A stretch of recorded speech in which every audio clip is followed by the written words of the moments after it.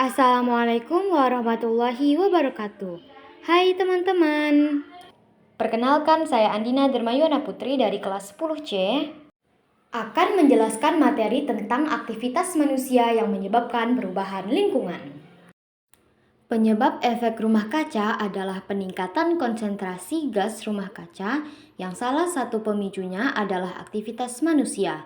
Adapun beberapa aktivitas manusia yang dapat menghasilkan gas rumah kaca adalah sebagai berikut. Yang pertama, aktivitas yang menghasilkan karbon dioksida. Gas yang dihasilkan dari pembakaran bensin yang menyebabkan efek rumah kaca adalah karbon dioksida.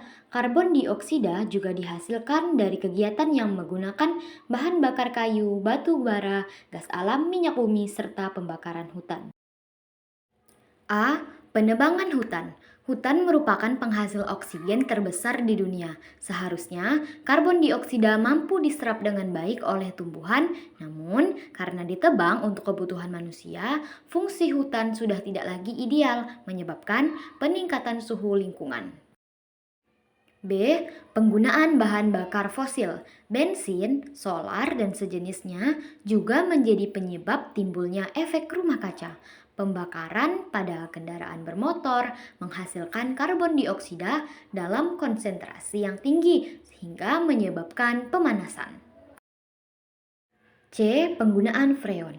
Dalam kehidupan kita sehari-hari, seringkali kita berkaitan dengan CVC atau klorofluorokarbon, yaitu senyawa yang di dalamnya terdiri dari atom karbon, klorin, dan fluorin. CVC memiliki sifat zat yang tidak mudah terbakar dan dapat bersifat beracun. CFC yang sering digunakan dalam alat elektronik. Pertama, AC atau air conditioner. Kedua, mesin pendingin kulkas. Yang ketiga, bahan aktif pemadam kebakaran. Yang keempat, proses pembuatan busa.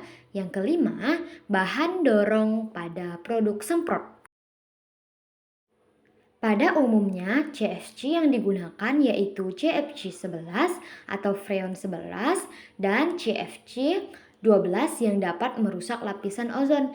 Lapisan ozon merupakan molekul yang terdiri dari 3 atom oksigen yang terbentuk pada suhu kamar.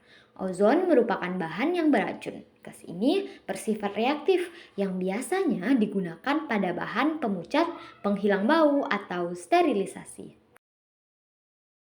Diperkirakan mulai dari tahun 1970-an, lapisan ozon yang ada di dalam atmosfer mulai menipis dan salah satu penyebabnya ialah pemakaian CFC, di mana pada lapisan atmosfer yang tinggi, CFC dapat menghasilkan radikal yang bebas yang juga dapat merusak lapisan ozon yaitu radikal klorin.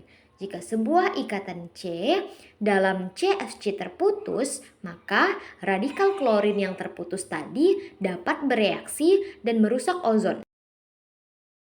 CFC juga dapat menyebabkan pemanasan global. Salah satu molekul CFC yaitu CFC 11 memiliki potensi yang menyebabkan pemanasan global jauh lebih besar daripada karbon dioksida. Efek rumah kaca yang mengganggu lapisan ozon dapat terjadi akibat CFC. Jika hal ini terus-menerus dilanjutkan, tentunya dalam jangka waktu yang cukup lama akan mengakibatkan ozon semakin bertambah dan semakin rusak. Lapisan ozon yang menjadi pelindung bumi kita dari radiasi ultraviolet matahari yang dapat menyebabkan penyakit kanker kulit. Yang kedua adalah aktivitas yang menghasilkan gas metana. Metana terbentuk dekat permukaan bumi, terutama karena aktivitas mikroorganisme yang melakukan proses fotosintesis. Gas ini kemudian terbawa ke stratosfer oleh udara yang naik ke iklim tropis. Konsentrasi metana di udara sebenarnya dapat dikontrol secara alami, tetapi karena banyak aktivitas manusia yang menghasilkan metana, maka sekarang membuat gas ini menjadi salah satu penyebab pemanasan global. Metana juga berpengaruh terhadap rusaknya lapisan ozon. Sebagai tambahan, ada sejumlah besar metana dalam bentuk metana klarat di dasar laut dan kerak bumi. Pada tahun 2010, kandungan metana di Arctic diperkirakan 1850 mol, 2 kali lebih tinggi jika dibandingkan dengan sampai 400.000 tahun sebelumnya. Pada sejarahnya, konsentrasi metana di atmosfer bumi berkisaran dari 300 dan 400 tahun sebelumnya. Pada sejarahnya juga, konsentrasi metana di atmosfer bumi berkisar antara 400 dan 300 mol selama periode zaman es. Aktivitas yang menghasilkan gas metana. Metana di atmosfer bumi merupakan salah satu gas rumah kaca yang utama dengan potensi pemanasan global 25 kali lebih besar daripada CO2 dalam periode 100 tahun. Hal ini berarti emisi metana lebih mempunyai efek yang besar dalam jangka waktu yang pendek, sedangkan karbon dioksida mempunyai efek yang kecil dalam waktu yang lama. Konsentrasi metana di atmosfer sudah meningkat 150% dari tahun 1750-an. Aktivitas yang menghasilkan nitrogen oksida. NO di udara bebas berupa NO2O, NO3, N2O3, N2O4, N2O5, NO dan NO2. Akan tetapi untuk N2O, NO3, N2O3, N2O4, N2O5 di jumlah udaranya sedikit. Aktivitas yang menghasilkan nitrogen oksigen seperti pemakaian pupuk nitrogen yang berlebihan dalam penanaman padi. Aktivitas industri menggunakan limbah padat sebagai bahan bakar alternatif dan penggunaan bahan bakar minyak bumi.